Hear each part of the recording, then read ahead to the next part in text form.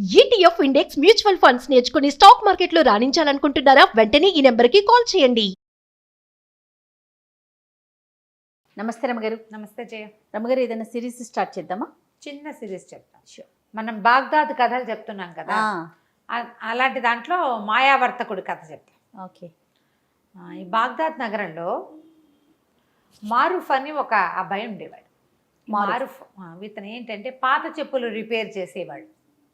కొంచెం తొందరగానే పెళ్ళయింది. ఏదో చెప్పులు రిపేర్ చేస్తే పావలా అర్థం వస్తుంది, ఏమిటో వచ్చి పడిపోతుంది. వ్యాపారం కాదు, పని. అంతే.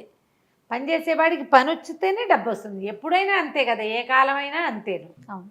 సరే, ఏదో అట్ట పని చేసుకునేవాడు. పెళ్ళయింది ఇతనికి. అమ్మాయి పేరు ఫాతిమా. గంప గయ్యాళి, మామూలుది కాదు. డబ్బులు తెచ్చినా తిట్టేది, తేకపోయినా తిట్టేది. తెచ్చే ఇంతే తెచ్చామని తిట్టేది, తేకపోతే అసలు రాలేదని తిట్టేది. కొంతమంది ఉంటారు, ఇప్పుడు కూడా ఉన్నారు. అవునవును. అయితే ఇతనికి ఏంటంటే కొంచెం పరువుగా బతకాలన్న కోరిక ఈ మారూఫ్కి.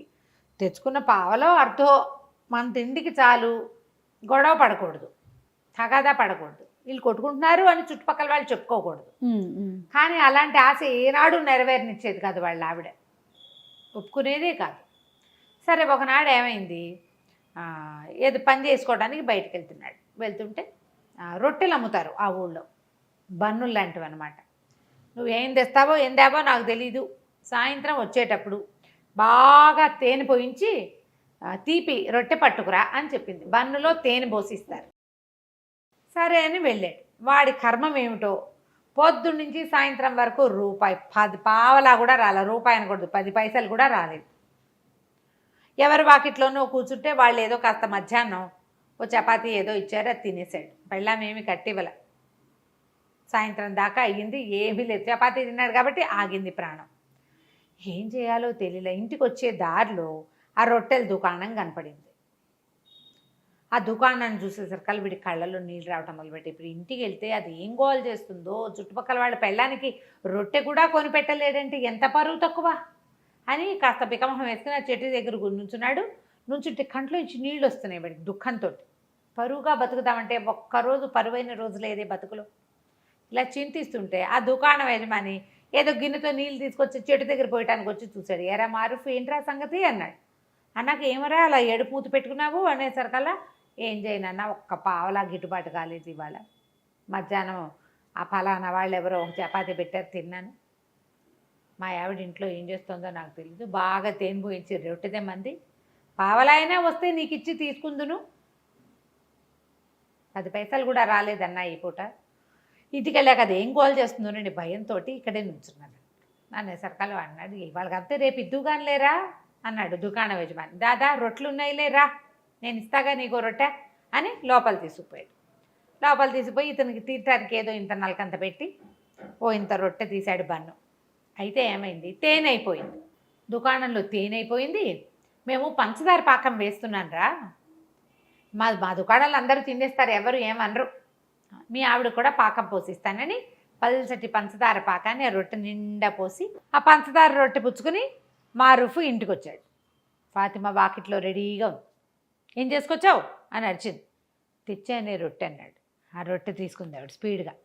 మొగుడు పొద్దు నుంచి తిరిగి వచ్చాడు, వీడికి అన్నం సున్నం మంచినీళ్ళు కాళ్ళు కదుకోవడం ఏమీ లేవు. అది తీసుకోవడం అంటే అది ఓపెన్ చేయంగానే చచ్చినాడా, నువ్వు ఇంటి పిచ్చివి తెస్తావా అన్నది. అనేసరికి పిచ్చిదేంటి, మంచి రొట్టె, అక్కడ ఫలానా కొట్టు, నీకు తెలుసు కదా, మీ మేనమామకి తోడలుడు కొడుకు వాడిదే కొట్టన్నాడు. వాడు కొట్టయితే ఏంటి, నేను తేనె రొట్టె తెమ్మన్నాను, పంచదార పాకం పోసి తెచ్చావు అని మొదలుపెట్టింది. మీ నాన్న అంతే, మీ తాత అంతే, మీ ముత్తాత అంతే, మీ వంశమే అంతా ఇట్లా దిక్కుమాల సంబంధం చేశారు, ఎందుకు కొరగావు, తేనె రొట్టె తేలేవు పెళ్ళానికి అని తిట్టడం మొదలుపెట్టింది. అక్కడి నుంచి కాదు, వీళ్ళు ఇంట్లో చుట్టుపక్కల వాళ్ళంతా చేరారు. ఏమిటి అన్నారు. అనేసి అన్నాక ఒకళ్ళిద్దరు అన్నారు, ఏమొచ్చిందే మాయరోగం, రెండు ఒకటే కదా, ఏం పెద్ద తేడా ఉంటుంది, ఆ తేనె అయితే ఏమిటి, పంచదార పాకం అయితే ఏంటంటే నాకు అక్కర్లేదని రొట్టె ముక్కలు చేసి అక్కడ పడేసింది అంతది. ఇక ఇంకా గొడవ ఆడుతూనే ఉంది. వాళ్ళ మామూలుగా గొడవలు మొదలయ్యేసరికి మనమే ఏం చేస్తాం, అమాసనాడు అట్టేటేవా, పున్ననాడు పాపేసావా అని అడుగుతుంటాం. ఎక్కడికో వెళ్తాం. మన పెళ్ళైన రోజున, మన పెళ్ళప్పుడు మీ అమ్మ, మీ నాన్న, మీ చెల్లి, మీ అక్క, నువ్వు ఇలాగే తెగ తిట్టిపోసేసి మొగుడిని ఒక ముట్టికాయ కొట్టింది. బతిమలాడాడు, బాగుంటుంది రొట్టె తినవే తినవే అంటే ఆహా. ఏం చేస్తాడు వీడు, పొద్దున ఎప్పుడో తిన్న చపాతి ఆవిడ వండుకు తినేసింది, సాయంకాలం స్వీట్ కోసం ఇది దెమ్మంది. ఓహో, ఇక అక్కడ కూర్చొని మెల్లిగా రొట్టె ముక్కలు 4 నోట వేసుకున్నాడు. అయిపోయి. అక్కడి నుంచి తెగ తిట్టిందా. మొగుడు మళ్ళీ ఇంకో మొట్టికాయ కొట్టడానికి వచ్చింది. అతను ఒక తోపు తోసాడు. తోపు తోసేసరికి ఇంకేముంది మొగుడు నన్ను చంపేస్తున్నాడని కేకలు పెట్టింది. పెట్టేసరికి చుట్టుపక్కల వాళ్ళంతా మళ్ళీ చేరారు. ఆ అమ్మాయిని కేకలేశారు, వీడిని కేకలు. ఏం కొట్లాటాలు రా, ఇంత కొట్లాడుకుంటే ఎట్లా, ఈ పట్టు విడుపు లేదు మీకు అని కేకలేశారు. ఈ అమ్మాయి ఏం చేసింది, నేను సొంటి పట్టేసుకుంటా, ఆ పట్టేసుకుంటా, ఈ పట్టేసుకుంటా అని చెప్పింది. అసలు దానికి దెబ్బలే తగల్లా, తోసాడు అంతే. అదే 2 మొట్టికాయలు కొట్టింది. 2 మొట్టికాయలు చెప్పాం కదా. అక్కడి నుంచి ఏమైంది, తెల్లారేసరికల్లా పెళ్ళాం ఇంట్లో కనపడలేదు. ఏం చేస్తుందో అనుకున్నాడు. కొంచెం ఆవిడ ఆ పని ఈ పని చేసుకుని సామాన్లన్నీ సరి చేసుకుని మళ్ళీ చెప్పులు రిపేర్కి వెళ్ళాలి కదా. ఆ రిపేర్ సామాన్ల బ్యాగ్ సవరించుకుని వీడు బయటికి వెళ్ళిపోతుంటే 2 సైనికులు వచ్చారు. ఈ సైనికులు అన్నారు, పదా కాజీ గారు నిన్ను పిలుస్తున్నారు, మీ ఆవిడ నీ మీద రిపోర్టు తెచ్చిందన్నారు. వీళ్ళిద్దరూ ప్రభుత్వాధికారులు, ప్రభుత్వపు సైనికులు. వీళ్ళు మోసపోయారు అక్కడికి. కాజీ గారి దగ్గరికి వెళ్ళేసరికల్లా వాడు, ఎరా పాపిష్టివాడా, దేవుడిచ్చిన పెళ్ళాన్ని జాగ్రత్తగా చూసుకోవడం రాదు, దీన్ని చేయి విరకొట్టి పళ్ళరాలు కొడతావా అన్నాడు. వీడు నిర్ఘాంతపోయాడు. నేను చేయి విరకొట్టడం ఏమిటండి, నేనేమీ చేయలేదు అమ్మాయిని, నేను అసలు కొట్టలేదు, అదే నన్ను కొట్టింది, నేను తోసాను అంతే, వెనక్కి గోడకి జారబడింది, నేను ఒక్క దెబ్బ కూడా కొట్టలేదండి అని నిన్న జరిగిన కథ అంతా చెప్పాడు. ఆ అమ్మాయి చేతికి ఒక కట్టు కట్టుకుని ఇట్లా పెట్టుకునింది, మూతికి ఇక్కడ ఏదో ఎర్రగా ఉంది, రక్తం నేతురు వచ్చేలాగా కొట్టాడు, వీడు అంతు తేల్చమని కాజీ దగ్గరికి వచ్చింది. అక్కడి నుంచి ఆయన 4-5 ప్రశ్నలు వేశాడు. వీడన్నాడు, ఫలానా రోడ్డు మీద ఫలానా కొట్టువాడు ఉంటాడు, మా వాకిలు ఎదురుగుండానే ఉంటాడు, కావాలంటే వాడిని కేకేయమంటే వాడు ఆధారనే పోతున్నాడు. సైనికులు బయటకు చూసరికి ఏమండి మీరు చెప్పిన వాడు వస్తున్నాడండి అనేసరికి సుల్తానో వాడి ఏదో పేరు ఆ వాడిని పిలిచారు లోపలికి. పిలిస్తే వీళ్ళేం కొట్టుకోలేదండి, తేనెరెట్టు కోసం గోల్ చేసింది ఈ అమ్మాయి, అదే వీడిని కొట్టింది అనేసరికల్లా అక్కడి నుంచి కేకలేసాడు అమ్మాయిని కాజీ. ఏమిటమ్మా, పెళ్ళిని నిలబెట్టుకోవాలి, ఇట్లా చేయకూడదు, నీకు మొగుడు సరిగ్గా సంపాదించట్లేదని కోపం ఉందనుకో, దానికి ఇదే మార్గం, ఇట కాదు, కొట్లాడుకోకండి, పొండి అని పంపించేసాడు. ఆ అమ్మాయి కాస్త వెళ్ళిపోయింది ఫాతిమా. ఈ మారూఫ్ బయటికి వెళ్ళంగానే ఆ సైనికులు ఇద్దరు ఇతని వెనకాల, నీకు బందోబస్తుకు వచ్చాం కదా, మాకేమైనా ఇవ్వమంటారు. పోలీస్ స్టేషన్లలో జరిగే కథ అప్పుడు ఉండేది పాపం. మరి నీకోసం మా సర్వీస్ ఇచ్చాం కదా అనేసరికల్లా ఇంకేం చేస్తారు. వీడు ఏమైంది అటు ఇటు చూశాడు. అతను పొద్దున పూట వచ్చేటప్పుడు ఏవో సామాన్లు అవి పట్టుకొచ్చుకున్నాడు కదా, ఆ సామాన్లలో ఒక పావలా బెళ్ళుంది. ఆ పావలా చేతిలో పెట్టాడు. అన్నాడు, నన్ను వదిలేయండి, నా దగ్గర ఇంకేమీ లేదన్నాడు. తన ఇంటి వైపుకి నడిచి వెళ్ళాడు. ఈ లోపల ఎవరో చెప్పులు రిపేర్ అనేసరికల్లా అటువైపు వెళ్ళేసరికి మళ్ళీ 2 సైనికులు వచ్చారు. ఇంకో కాజీ గారి దగ్గరికి వెళ్ళింది ఈ అమ్మాయి. ఇంకో కాజీ దగ్గరికి వెళ్ళేసరికల్లా మళ్ళీ ఒక కాజీ గారి దగ్గర ఆయన పత్రం ఇచ్చాడండి అన్నా కూడా సైనికులు ఒప్పుకోవాలి. అట్లా కాదు, నువ్వు కాజీ గారి దగ్గరికి వచ్చి చెప్పు. ఈ అమ్మాయి తూర్పు వైపు కాజీ దగ్గరికి ముందు వెళ్ళింది, పడమటి వైపు కాజీ దగ్గరికి మధ్య. వీడిని ఎలాగైనా జైల్లో పెట్టాలి, మొగుడిని తన్నించాలి. కొంతమంది అలా ఉంటారు, తనకేం ఉపయోగపట్టలేదు కాబట్టి వాడిని చావగొట్టాలి, వాడి బుద్ధి రావాలి, వాడిని జైల్లో పడేయాలి. అప్పుడు కానీ వాడికి వాళ్ళ వాడిని కన్నా అమ్మా నాన్నకి బుద్ధి రాదు, పిచ్చి ధోరణి ఉంటుంది. అవునవును. అక్కడికి వెళ్ళేసరికల్లా ఆ కాజీ గారు అన్నాడు, అదేమిటి ఏం జరిగిందంటే, అయ్యా ఇట్లా కాదండి, ఏమీ జరగలేదు, మా అమ్మాయి ఆవిడ జూటా ఇల్జాములు తీసుకొస్తుంది అంతే, ఇది అబద్ధము. పొద్దుటి కాజీ గారు ఇచ్చిన కాగితం ఇదిగోండని కాగితం చూపించాడు. ఆ కాగితం చూసేసరికల్లా ఆ అమ్మాయి కేకలేశాడు ఆయన. ఆ అమ్మాయి అక్కడి నుంచి కూడా వెళ్ళిపోయింది. ఈ సైనికులు మళ్ళీ 2 సైనికులు ఉన్నారు కదా, మాకేదైనా ఇవ్వమన్నారు. ఏమి ఇస్తాడు, తన దగ్గర చెప్పులు పని చేసే సామాన్లు తప్పిస్తే ఏమీ లేవు. సరే, అక్కడ ఏదో ఇనుప సామాన్లు కొట్టుంటే ఈ చెప్పులు బాగు చేసే 2 వస్తువులు అక్కడ అమ్మేసి తాకట్టు పెడితే ఏం రాదు. అవి వచ్చిన పావలా చెరుకో పావలా ఇచ్చాడు. చిచ్చి అనుకున్నాడు, నా బతుకు దిక్కుమాలి బతుకు, ఇక నేను ఇంటికి వెళ్ళాం అని చెప్పేసి అలా నడుచుకుంటూ వెళ్ళిపోయాడు. నడవగా ఎక్కడో నీరసం వచ్చాక ఓ చోట కూలబడ్డాడు. అక్కడ ఒక పురాతన పాడుబడిపోయిన ఇల్లు ఒకటి. ఆ ఇంటి దగ్గర కూర్చున్నాడు. అక్కడి నుంచి వాడికి తన జీవితం ఆలోచించుకుంటుంటే ఎంత దుఃఖం వచ్చిందో. నన్ను పొద్దున్న సైనికులు తీసుకెళ్లారు, చుట్టుపక్కల అందరూ చూసారా, ఏం పరువు ఉంది నాకు. కాజీ ఇంట్లోకి వెళ్తా, ఆ కాజీ ఇంటి చుట్టుపక్కల వాళ్ళంతా చూసారా, అక్కడ కూడా నేను కాజీగా ఇల్లు పుచ్చుకు తిరుగుతానంటే ఏదో వ్యాజ్యానికి వచ్చాననే కదా చెప్పుకుంటారు. 2 చోట్ల పరుగు పోయింది తెల్లవారి పొద్దున్నే.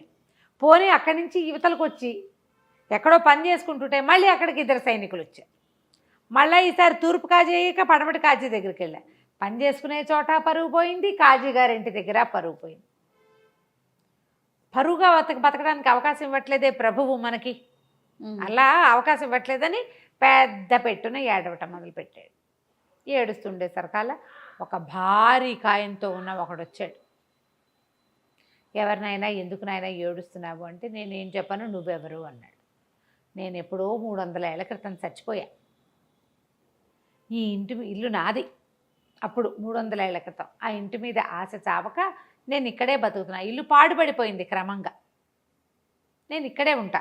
ఎవరు ఇక్కడికి వచ్చి ఏడ్చినవాడు, అడిగినవాడు, పెట్టినవాడు లేడు.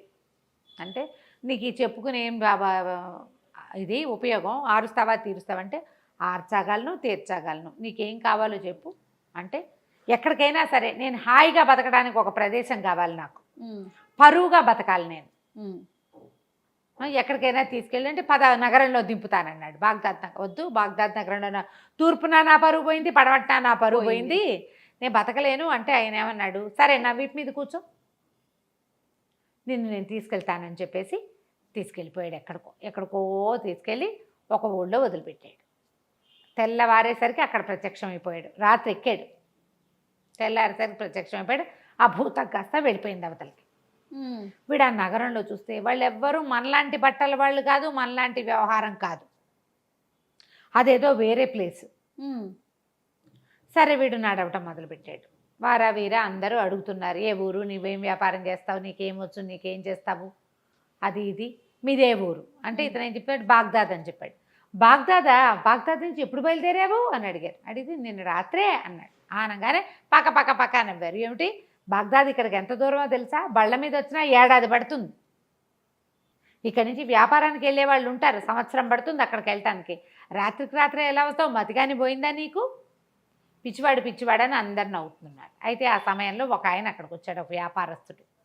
చూసి ఎవరు ఏమిటి అని అడిగి మిగిలిన వాళ్ళందరినీ కేకలేసాడు. ఏంటి పై ఊరు నుంచి ఎవడో వస్తే ఆయన ఏం నిద్ర సరిగ్గా లేదో, అందుకని ఏదో తీర్పుమరుపుగా చెప్తున్నాడు, నేను మాట్లాడతాను, మీరంతా పొండి అని అందరినీ కేకలేసి అతన్ని తీసుకొచ్చాడు. తనతో పాటు ఓ సావడి లాంటి చోట కూర్చోబెట్టాడు.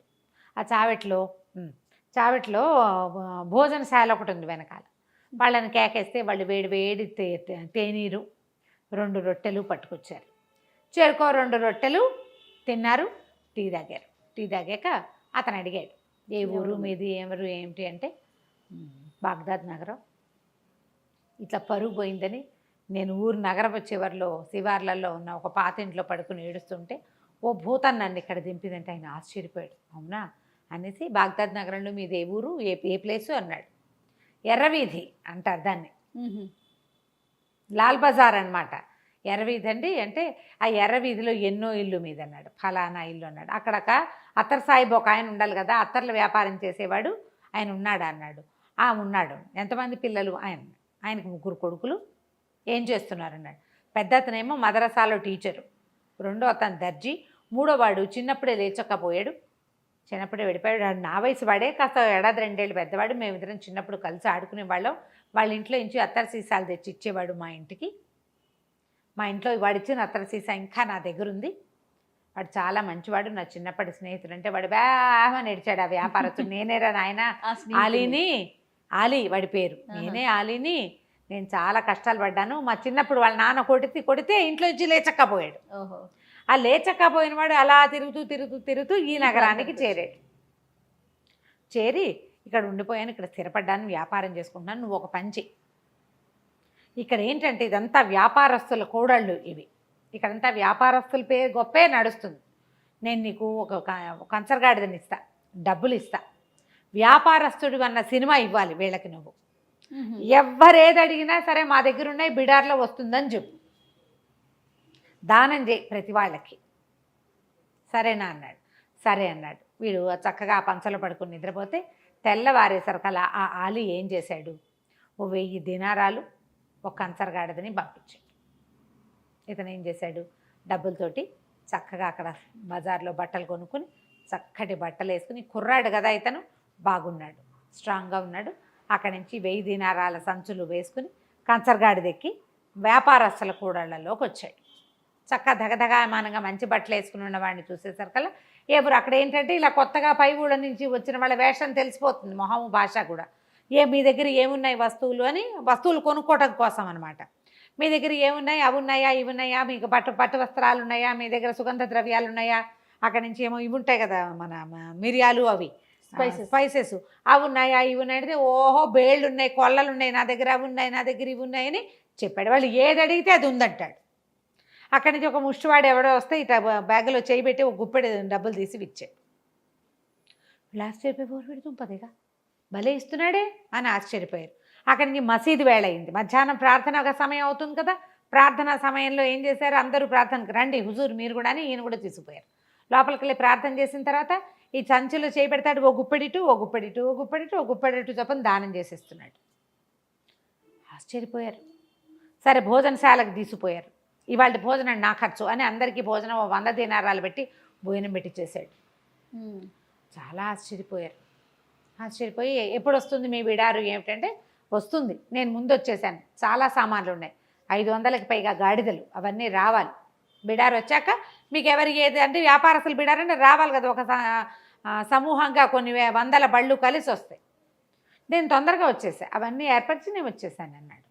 అక్కడి నుంచి దానం అన్నాడు. ఇక్కడ చాలామంది ఉన్నారు బిచ్చగళ్ళు. ఈ లోపల ఒక ముసలి బిచ్చగత్తకి దానం చేస్తే ఆ బిచ్చగెత్త పోయి ఎవరికో చెప్పింది. ఓ 25 మంది వచ్చారు.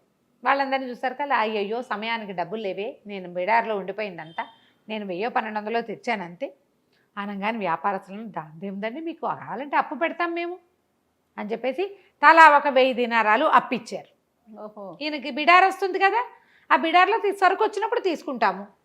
ఇక అక్కడి నుంచి దానాలు దానాలు దానాలు చేసేయటం మొదలుపెట్టాడు విపరీతంగా. ఎవరేవిస్తే డబ్బు ఇచ్చారంటే ఎవరో ఒకళ్ళకి ముష్టి వాళ్ళకి ఇచ్చేస్తాడు. ప్రజలు వీళ్ళంతా ఆశ్చర్యపోతున్నారు. క్రమంగా రోజులు గడిచే కొద్దికి ఆ బిడార్ వచ్చే జాడలేదు, వీడికేమో అప్పు పెరిగిపోతుంది. డబ్బులు అయిపోయినా ఇవ్వండి అంటాడు. వాడికి పరువుగా ఉండాలి, వాడి కోరిక అది. పరువు అంటే దాన ధర్మాలు అలాంటివి చేస్తూ ఉండాలి, బాగా ఎంత గొప్ప అనుకోవాలి, తన సొమ్ము కాదు మళ్ళీ. అలాగే చేశాడు. చేయగా చేయగా చేయగా చేయగా చేయగా రోజులు గడిచేసరికి వ్యాపారస్తులకు భయం పట్టుకుంది. 60,000 దినారాలు అప్పు పడ్డాడు వాడు. వాడు మాత్రం హుందాగానే ఉన్నాడు, హుందాతనానికి ఏమీ లోట్లేదు. అది వచ్చాక ఇస్తాను అంటాడు. అయితే అందరూ అలీకి చెప్పారు, నువ్వు నీ పరిచయస్తుడని చెప్పావు, నీ పరిచయస్తుడన్నావు, మరి ఇతనేమో ఇట్లా అప్పులు పెట్టేసేసాడు అనేసరికల్ అతను పరిగెత్తుకుంటూ వచ్చాడు. అలీ, ఊరి నీ దానాలు మండ, నీ గొప్ప పాడుగాను ఇట్లా చేసావేమిట్రా నాయనా, ఈ అప్పంతా ఎట్లా తీరుస్తావు, ఇంత అప్పు ఎట్లా కుదురుతుంది, ఇది చాలా పొరపాటు, ఏదో ఒకటి చేసి తప్పించుకో ఇక్కడి నుంచి. ఇప్పుడు అలీ చెప్పలేడు, ఎందుకంటే ఇతను చాలా గొప్పవాడని, తను చాలా అద్భుతమైన వ్యక్తి అని మొదట్లో వాళ్ళందరికీ చెప్పాడు ఇతను. అతని భరోసా మీద వీళ్ళు అప్పిచ్చారు. ఇప్పుడు భరోసా పోయింది, వీడి గొప్పతనం అవుతుందో లేదో తెలీదు. దాంతో చాలా భయం పట్టుకుంది వీడికి. అలీకి చెప్తే సరే ఇతనేమన్నాడు, ఏం పర్వాలేదు, ఏదైతే అదవుతుందో చూసుకుందామన్నాడు. ఏం చేశాడో చూద్దాం మనం మళ్ళీ. ఓకే, కానీ వాడి ధైర్యానికి చూడండి. కొంతమంది ఉంటారు కదా రమ్మగారు, అసలు ఆలోచించారు. అదే మరి. రైట్, నెక్స్ట్ ఎపిసోడ్ చూద్దాం మరి. అలాగే, నమస్తే అండి. నమస్తే.